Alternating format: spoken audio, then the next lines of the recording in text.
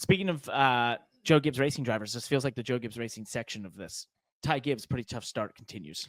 I know, and I'm almost like feeling bad right now. I feel terrible. I saw a tweet, and I can't remember who it was, so I wish I could properly cite it. My Twitter timeline, my X algorithm on the For You side of my algorithm has a lot of fan content, and I love and I think it's because I really like it, so I click on it. I like it a lot. I send it to you guys, and so it just feeds my algorithm. So I see a lot of like fan opinions of drivers, and I saw a post literally earlier today that was kind of like a clip of Ty Gibbs celebrating some K&N wins and like younger Ty Gibbs, and it just said like, "Give us this tie back, please. Where's our tie?"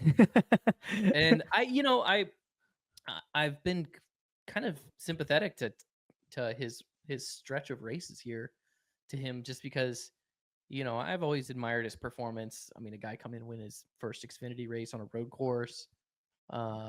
I mean, he's been a polarizing figure, and I can't say that I've always agreed with him or liked it, or sometimes he rubs you with some inauthenticity.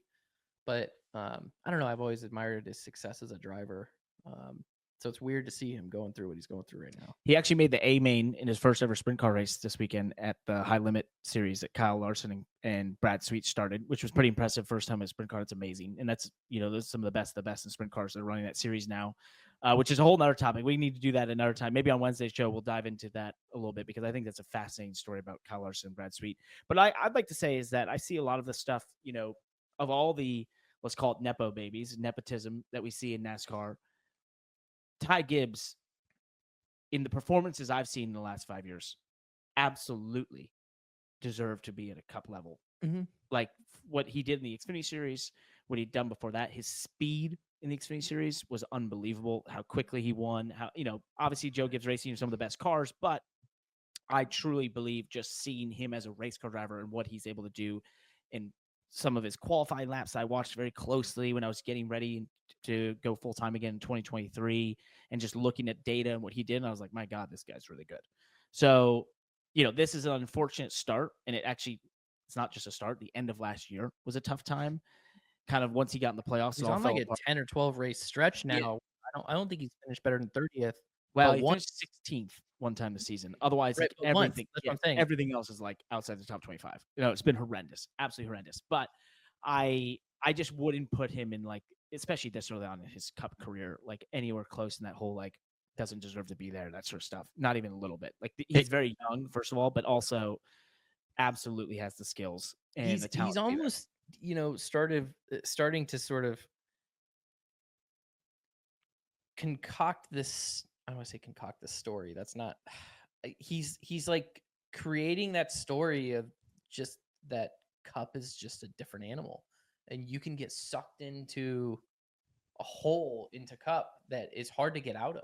Yep. Well, compounds. Like it just compounds, and then you end up with a crew chief change, and then that doesn't work, and it's like now you're just, you and your team are reacting to things, and it's just, well, how does it break? And what's weird is, like, by no means do I think that he will move from Gibbs to Penske, right? Because he's got a different tie. But like, I think his last name would has a lot to do preclude with him going anywhere else. But it's like, look at what happened to Joey Logano, right?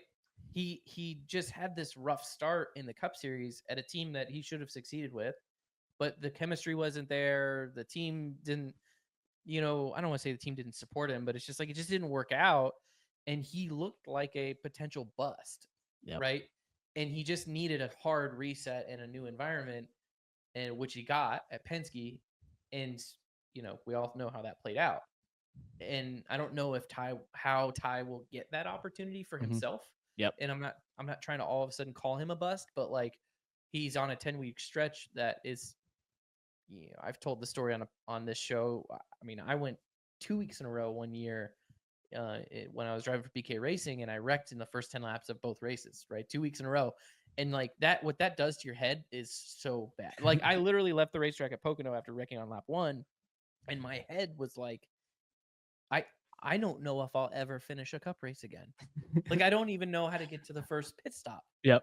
And that was 2 weeks in a row, and of course I got over it and I figured it out and I got, persevered and raced for another 10 years after that. But like, he's on a 10-week stretch of this, 10 race stretch of this. Crazy. Yeah, and it doesn't help that a lot of these tracks are the same tracks at the beginning half of the 10-week stretch. The Las Vegas, Homestead, Phoenix, all perform. Yeah, it's all over again.